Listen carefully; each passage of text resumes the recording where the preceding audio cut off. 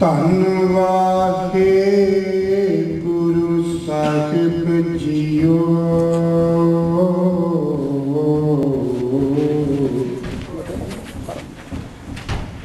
मन की गत कही न जाए, जे को कह पिछे पछुताए।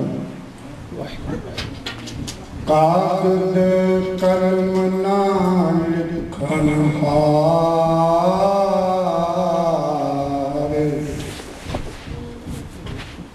मनने का बह करनु विचार। ऐसा नाम मनोरंजन होवे, जे को मन जाने मन कोय। ऐसा नाम मनोरंजन होवे, जे को मन जाने मन कोय। जुग जुग अकाल चबर तखत दे मालक श्री गुरु ग्रंथ साहिब जी की पावन हजूरी में जुड़ मिल के बैठी संगत जी, तंता दया पात्र हो जो साहिबान की पावन चरण सुशोभित होके कीर्तन मूलक हीरा की दात सरवण करके शब्द बाणी तो जीवन की अगवाई लैके जीवन को सफल ते सुहेला करन दा उद्यम कर रहे हो। जप बाणी की 12वीं पौड़ी का असीं पाठ सरवण कीता है। इस पावन पौड़ी के अंदर सतगुरु पातशाह जी ने जो प्रभु के नाम गुणा ज्ञान मन लगता है, उसके जीवन की अवस्था का जिक्र किया है। उसका जीवन किस तरह का होता है, उसके जीवन का कोई भी पूर्ण तौर पर बयान नहीं कर सकता। इसकी कथा जो शब्द गुरु के ज्ञान पख नाल आप जी के नाल दासरा सांझी करे। इस तो पहला सारे अदब सहत हट जोड़ सतगुरु पातशाह वालों बख्शी फतेह के नाल सांझ पाइए जी। सारे प्यार नाल आखो जी वाहिगुरु जी का खालसा वाहिगुरु जी की फतेह। मनने की गत कही ना जाए, जो परमात्मा दे नाम गुणा गुरबाणी की विचार मन लेता है, जिसका मन पतीत जाता है, उस पुरख के आत्मिक जीवन की गत अवस्था कोई पूर्ण तौर पर बयान नहीं कर सकता। जे को कहे, जे कोई कहे मैं बयान कर सकता हाँ, बयान कर दिता है, पर जदों बाद विच सोचता है तो फिर देखगा जीवन का केवल एक पक्ष ही बयान किया, बाकी सारे पक्ष रह गए हैं। फिर जो उसने दावा किया मैं बयान कर सकिया हाँ, फिर उसका पछतावा उसनू लग जाता। जे को कहे पिछे पछताए, फिर जीवन के अंदर पछतावा होंदा ते सच है। गुरु साहिबान ते भगतां दे जीवन की अवस्था प्रभु नू मन के इतनी ऊंची हो गई, कोई बयान कर ही नहीं सकता पूर्ण तौर पर। कनिंगम अंग्रेज लिखारी होया है, वो लिखता जे गुरु गोबिंद सिंह पातशाह जी के जीवन का किसी ने अध्ययन करना होवे ना, गुरु गोबिंद सिंह के जीवन किसी ने पढ़ना होवे तां एक तेज रफ्तार घोड़े की तरह उन्होंने जीवन का अध्ययन करना पवेगा, उन्होंने जीवन पढ़ना पवेगा। क्यों? क्योंकि गुरु गोबिंद सिंह पातशाह जी के आत्मिक जीवन का इतिहास बड़ा लंबेरा है ते मनुख की उम्र उसके मुकाबले ते बड़ी छोटी है। कनिंगम कहता है गुरु गोबिंद सिंह पातशाह जी के आत्मिक जीवन की अवस्था तक साडे ज्ञान के कर्म इंद्री पहुंच कर ही नहीं सकते, इस करके उन्होंने जीवन अगम है जिस तक पहुंच नहीं हो सकती। इसे करके उन्होंने संबंध में ये भी किया है वह प्रगटियो मर्द अगंबड़ा बरियाम अकेला वाह वाह गोबिंद सिंह आपे गुरु लीला। अगंबड़ा का भाव जिस तक पूरी पहुंच ना हो सके।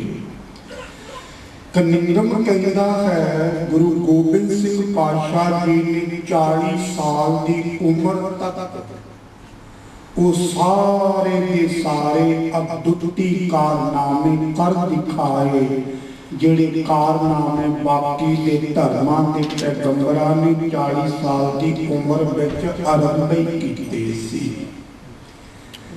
बाकी सारियां ने 40 साल की उम्र विच आरंभ कीते, गुरु गोबिंद सिंह पातशाह जी ने गुरु नानक पातशाह जी दे सिद्धांत अनुसार वो अद्भुती कारनामे पूर्ण कर दिते।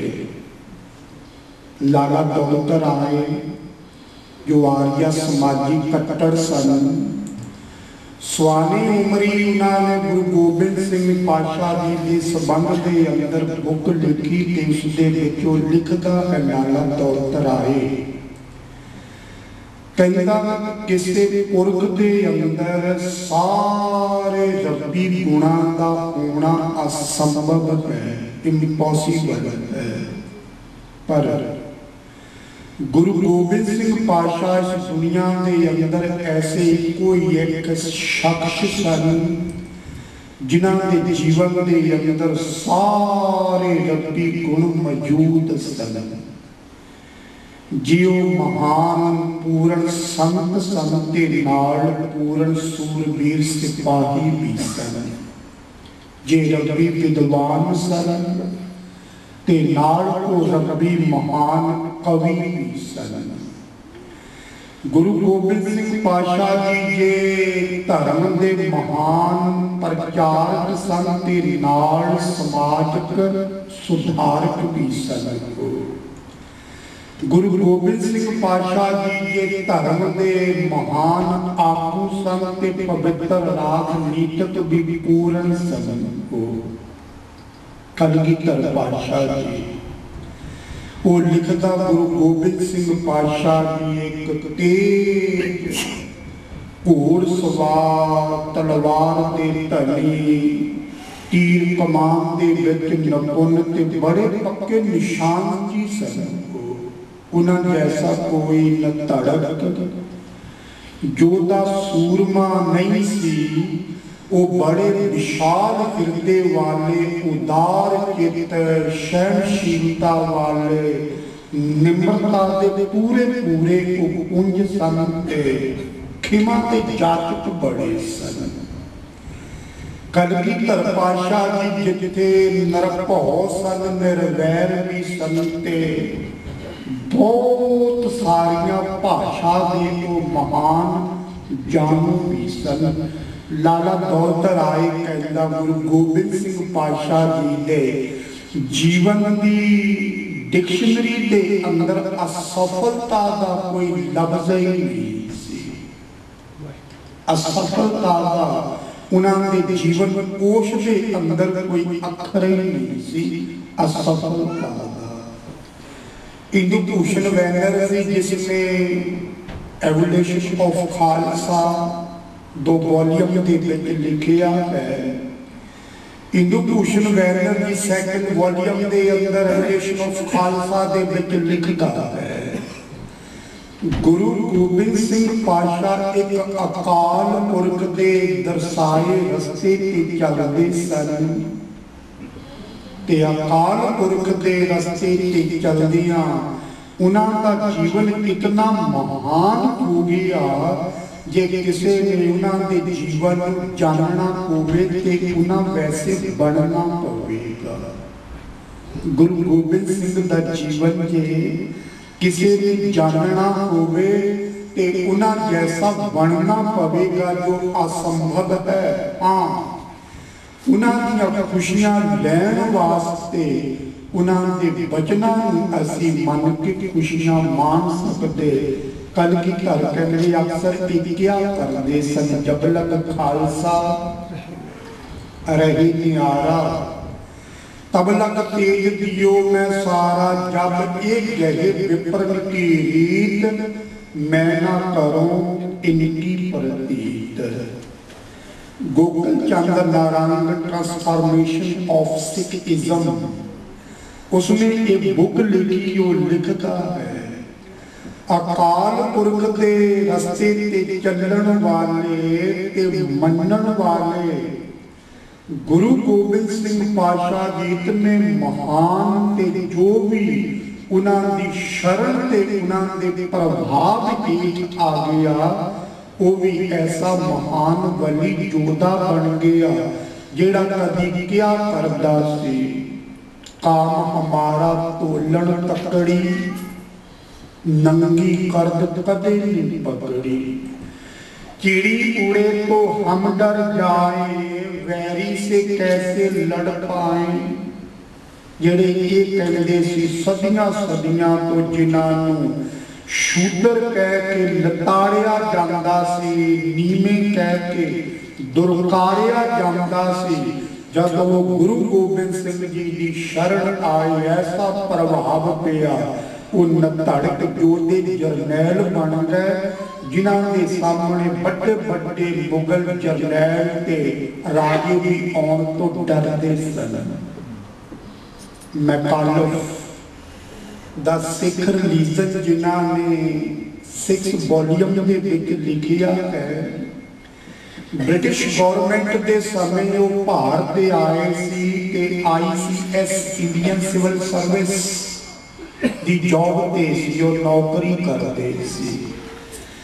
इन्हां नूं ओरिएंटल कॉलेज के प्रोफैसर गुरमुख सिंह तो सिक्खी दी लगन लगी ते महाराजा हीरा सिंह दी उन्होंने प्रेरणा के नाल भाई कान सिंह नाभा तो उन्होंने 2 साल दे विच गुरमुखी ते गुरु ग्रंथ साहिब की बाणी के अर्थ सीखे सी।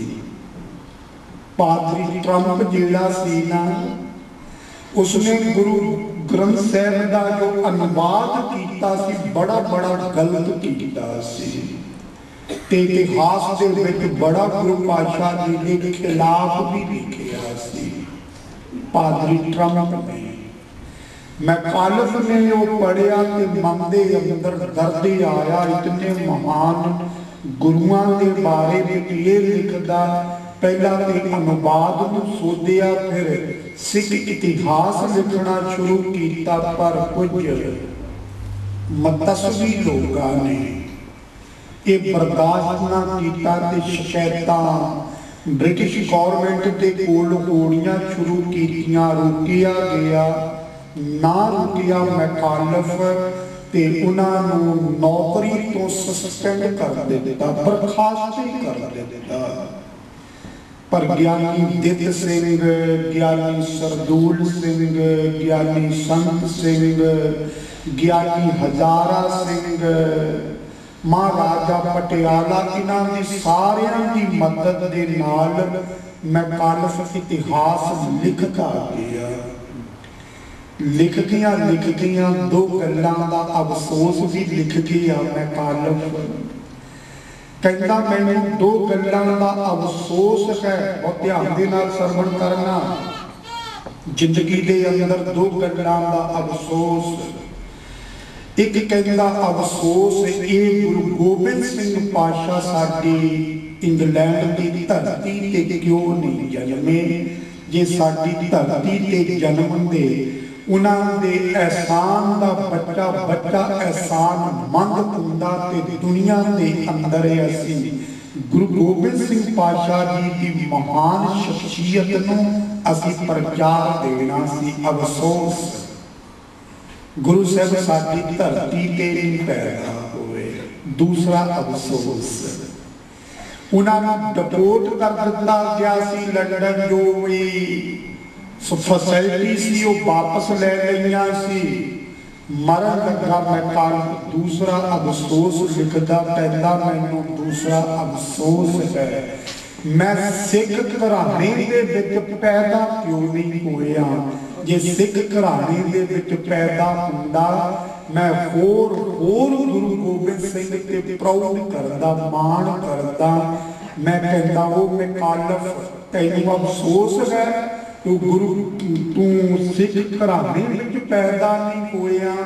वो सिखां नूं अफसोस होवेगा जिहड़े सिक्खी तो मुनकर हैं कि असीं सिखां दे घर जन्म क्यों ले लिया है।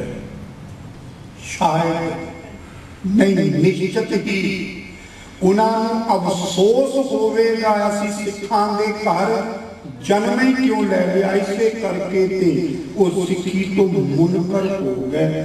मैं कालक लिखदा गुरु गोबिंद सिंह पातशाह जी इतने इतने महान शख्स सन, उन्होंने सदियों तो लताड़े हुए लोगों को महान बना दिता।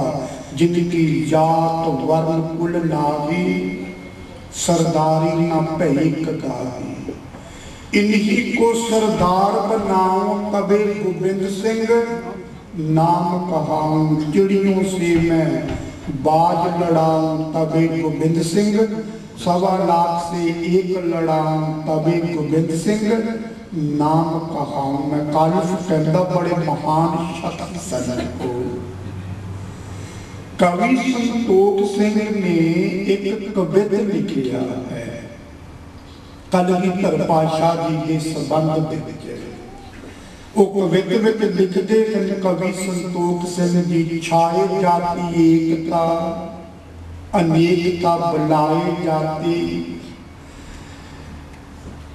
वो आखता है कवि शायर जाती एकता अनेकता बुलाए जाती, होती कुचीलता कतीबन कुरान की। पापी पर पक जाते, धर्म तसक जाते, वर्ण करक जाते, सैतन विधान की। देवी देव जोहरे संतोख सिंह दूर होते, रीत मिट जाती कथा वेदन पुराण की। श्री गुरु गोबिंद सिंह पावन पावन सूर, मूर्त न होती जो पे करना निधान की। हुण कवि संतोख सिंह कहता है छाए जाती एकता, इस्लाम की एकता हो जानी सी, अनेकता बुलाए जाती। ते जेड़े अज साडे भारत के अंदर अनेक धर्म हैं वो सारे के सारे खत्म हो जाने सी। होती कुचीलता कतेबन पुराण की, ते उन्हां दे जो पुराण शास्त्र उन्हां दी बेअदबी हो जानी सी। कवि संतोख सिंह जी लिखते हैं आखते हैं कवि संतोख सिंह जी, पापी पर पक जाते, धर्म तसक जाते, वर्ण गरक जाते, सैतन वेदान की। जेड़े इस्लामी जालम सन मजबूत हो जाना सी उन्होंने। पापी पर पक जाते, धर्म तसक जाते, जेड़े इन्ने धर्म सी देश के अंदर सारे दे सारे धरती दे विच धस जाने सी। वर्ण करक जाते, जिन्ने वर्णा के लोग अलग अलग खत्म हो जाने सी। सैतन वेदान की, वेदां की तो गल ही खत्म हो जानी सी। फिर कभी भी कहते ने देवी देव देहोरे संतोख सिंह दूर होते, रीत मित जाति कथा वेदन पुराण की। जिन्ने जिन्ने भी अज उस देश के अंदर प्राचीन सारे इन्होंने मंदिर बना ले हैं, ते वो सारे के सारे नहीं रहने सी, सारियां दे थां ते मसीतां दा निर्माण कर देना सी औरंगजेब ने।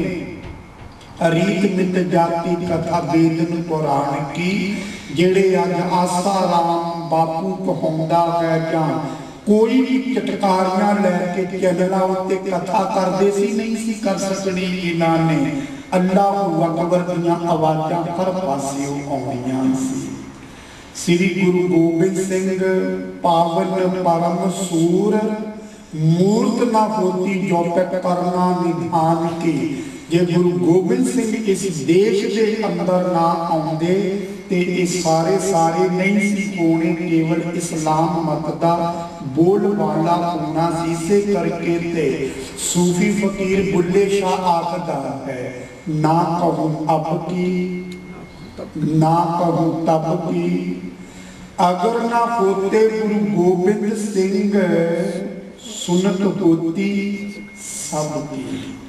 जे गुरु गोबिंद सिंह जी ना जालम ते जुल्म के खिलाफ तलवार उठाउंदे ते हर पासे ही इस्लाम का बोलबाला मुसलमान उन्होंने सारियां जबरी बना लेना सी, जिस तरह औरंगजेब ने मुहिम शुरू कर ली सी।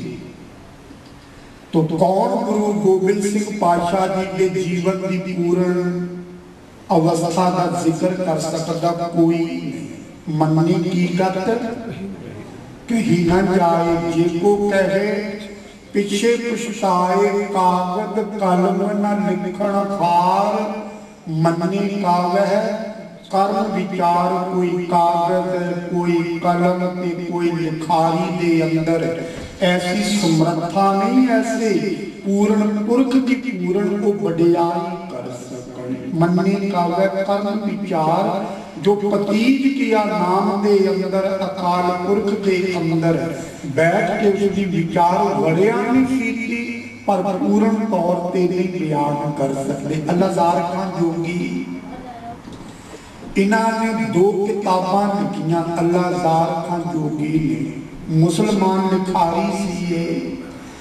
एक इन्होंने चमकौर साहब के साके बारे लिखी, उसका नाम है गंजे शहीदा। दूसरी लिखी साका सरहंद बारे, छोटे साहबजादियां की शहीदी, उसका नाम है शहीदाने वफा। अल्लाहज़ार खां जोगी गुरु गोबिंद सिंह पातशाह बारे जो कुछ लिखता है, कभी असी पढ़ के देखिए कि रोंगटे खड़े हो जाते हैं। मन्नी काव्य कर्म विचार। अल्लाहज़ार खां जोगी लिखता है, करतार की सुगंध है, नानक की कसम है, जितनी भी हो गोबिंद की तारीफ वो कम है। हर चंद मेरे हाथ में पुरजोर कलम है, सतगुरु के लिखू वसफ कहाँ ताबे रतन है। वसफ का भाव है खूबियां। कहता मैनू लिखना भी चंगी तरह आउंदा है, आजाद मेरे को लिखण वास्ते कलम भी है। पर गुरु गोबिंद सिंह दियां पूरियां मैं खूबियां लिख सका, मेरे अंदर ऐसी हिम्मत नहीं है। हुण एक पक्ष ही मैं संखेप दे विच आखांगा जो अल्लाहज़ार खां जोगी लिखदा है। कहते गुरु गोबिंद सिंह जैसा कोई महान पैगंबर इस दुनिया के विचों लभना बड़ा मुश्किल है।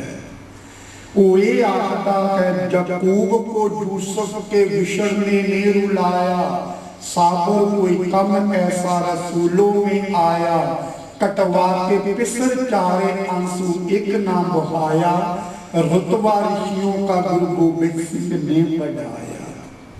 इतिहास कहता पढ़ लो, कोई ऐसा पैगंबर या दुनिया के अंदर कोई बाप ऐसा होवेगा जो अपने चारे दिल के टुकड़ियां वार दिता, पंथ ते कौम दी अणख वास्ते ते वार के एक आंसू भी ना बहाया होवे।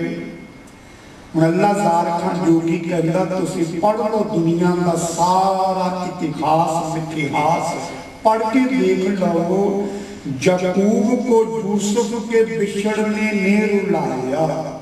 यकूब इज़राइल दा राजा सी, इसहाक दा पुत्र सी यकूब। इसदे 4 बेटे सी यकूब दे, ते सब तो छोटा सी यूसुफ। उसदे नाल यकूब बड़ा प्यार करता सी, छोटा सी वो। जेड़े बाकी दे बड़े 3 सी उन्हां दे मन दे अंदर ऐसा ख्याल आ गया ये साडा पिता यकूब छोटे भरा यूसुफ दे नाल इन्ना प्यार करदा, किधरे सानू छड्ड के छोटे भरा यूसुफ नूं ही राज ना दे देवे। इस करके उन्होंने प्लान कर लई, शिकार खेडण गए ते छोटे भरा यूसुफ नूं भी नाल ले गए ते धोखे दे नाल जंगल दे विच कतल कर दिता यूसुफ दा। ते आके अपने पिता नूं आख दिता कि छोटा भरा शिकार हो गया शेर दा, शेर उसनूं उठा के दौड़ गया। कहंदे यकूब इतना रोया अपने छोटे पुत्र यूसुफ के बिछड़न दे कि अन्ना हो गया सी यकूब, रो के अन्ना हो गया सी। कोई बाप अपने पुत्र के विछोड़े नूं सहन कर ही नहीं सकता। तुसीं इतिहास पढ़ लो, इस्लाम मत की तवारीख पढ़ लो। हज़रत मुहम्मद साहब का जो सब तो छोटा बेटा सी इब्राहिम, मेरी कुख तो पैदा होया सी। हज़रत मुहम्मद साहब सब तो ज्यादा प्यार इस छोटे पुत्र इब्राहिम नूं करदा सी। इब्राहिम 2 साल के विच बीमार ऐसा पिया, बच ना सकिया, मर गया। तो इब्राहिम ते हज़रत मुहम्मद इस्लामी तवारीख कहती है इतना रोया हंजुआं दे नाल उसदा दाड़ा भर गया ते बेअकुल हो गया सी। हज़रत मुहम्मद पुत्रां दा विछोड़ा सहना बड़ा मुश्किल है। फिर इस्लाम मत दे अंदर चौथा मुहम्मद साहब दा खलीफा, उसका नाम भी इब्राहिम सी। यहूदियां दे हंकारी बादशाह ने नमरूद ने इब्राहिम नूं पकड़ लिया, जो चौथा खलीफा सी मुहम्मद साहब दा। उसनूं आखिया जाके तू मूसा उत्ते विश्वास रख, नहीं तो तेरे पुत्र इसहाक दा कत्ल, इसहाक दा इस्माइल दा वाहिगुरू इस्माइल दा कत्ल कर दिता जाएगा। 10 की मंजूर है। कहता मैं हज़रत ते ही अकीदा रखता हाँ, मेरे पुत्र इस्माइल का बेशक कत्ल कर दिओ तुसीं।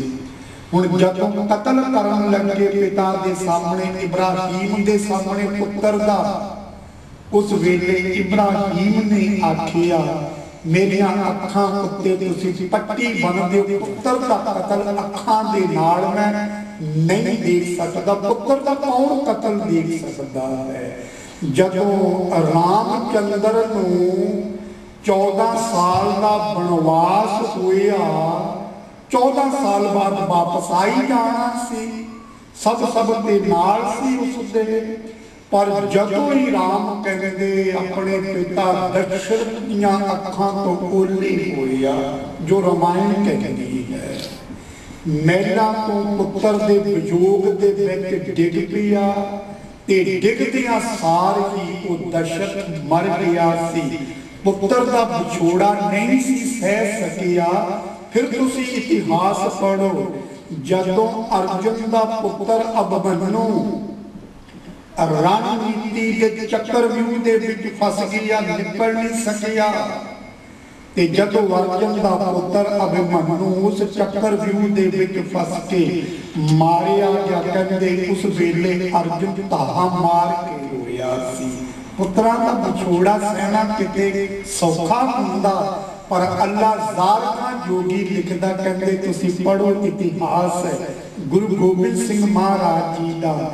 याकूब को यूसुफ के बिछड़ने ने रुलाया, साबर कोई कम ऐसा रसूलों में आया, कटवा के पिसर चारे आंसू एक नाम बहाया, रुतबा ऋषियों का गुरु गोबिंद सिंह ने बढ़ाया।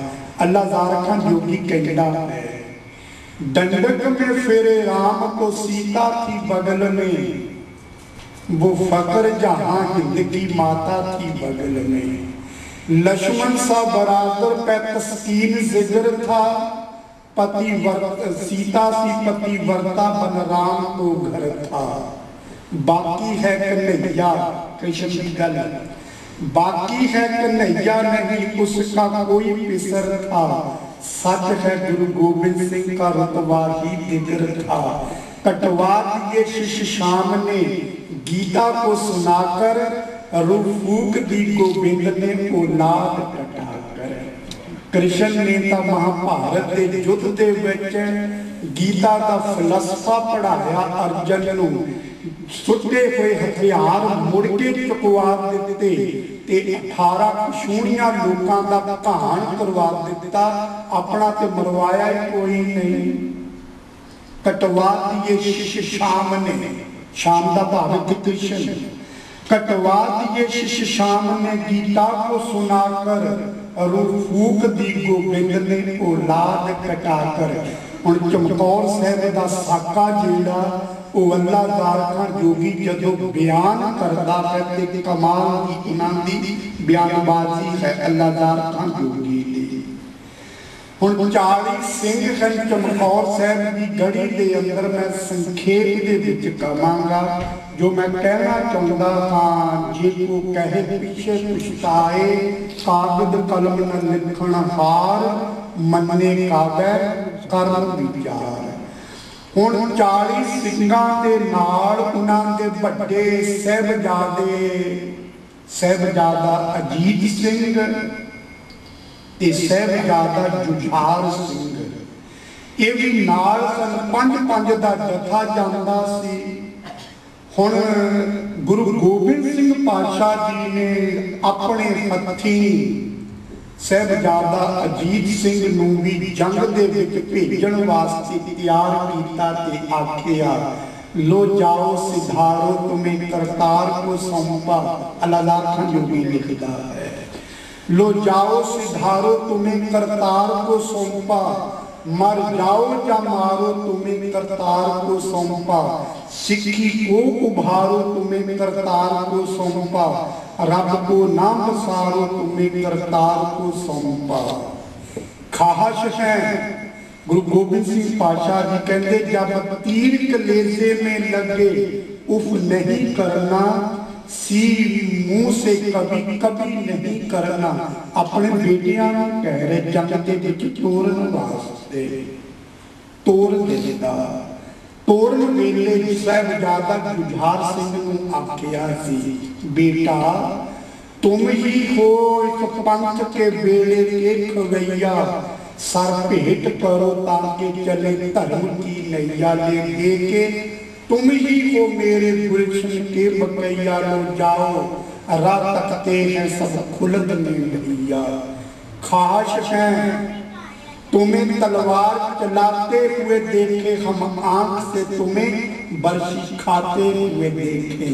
गुरु गोबिंद सिंह पातशाह कहते हैं, मेरी इच्छा है मेरे बेटे इस अंत ते गैरत की जिंदगी दे वास्ते जालम ते जुल्म के खिलाफ लड़दियां तैनूं तलवार बंदियां मैं अपनी अखीं देखा। खाश है तुम्हें तलवार चलाते हुए देखे, हम आंख से तुम्हें बरछी खाते हुए देखे। कलगीधर पातशाह कहते जदों कमसान का युद्ध छिड़िया, संखेप विच मैं कह रहा हाँ, जदों साहिबजादा घिर गए सी इतनी फौज के अंदर, कलगीधर पातशाह जी उस चमकौर की गढ़ी दे विच पुत्र अजीत सिंह शहीद हो चुका है, जुझार सिंह लड़ रहा है। लड़दियां लड़दियां साहिबजादा जुझार सिंह उत्थे पहुंच गया जिथे बड़े भरा की लाश पई हुई सी। पिताजी देख रहे हैं, बाप देख रहा है, बड़े भरा की लाश पई लोथ पई हुई है, पिता देख रहा है। अल्लाहज़ार खान जोगी लिखदा, इतने में खदंग लगा आके हाय जिगर में, था तीर कलेजे में या काटा गुरुतर में। तारीख जमाना हुआ सतगुरु की नजर में, तूफान उठा वह तूफान उठा खाक टूटी वहर में, तो राके गिरा लखते जिगर पर क्या गुजरी है उस वक्त कहूँ मैं क्या पदर पर। कहते जदों साहिबजादा अजीत सिंह की लाश के कोल लड़ते लड़ते साहिबजादा जुझार सिंह आया, इतने में खदंग का भाव है तीर। दूरों किसी मुगल जरनैल ने सिस्त लैके तीर मारिया ते उसका छाती दे विच आके तीर लगा। इतने में खदंग लगा आके हाय जिगर में, था तीर कलेजे में या कांटा गुरुतर में। वो तीर इस तरह आर पार हो गया जिस तरह फुल की पंखड़ी दे विच कोई कंडा चुप के पार चले जावे। तारीख जमाना हुआ सतगुरु की नजर में, कलगीधर पातशाह देख रहे ने एक पुत्र की लाश पई, दूसरे पुत्र दी छाती ते तीर लग गया। तूफान उठा खाक टूटी बहर में वर में, तो राके गिरा लखते जिगर पर।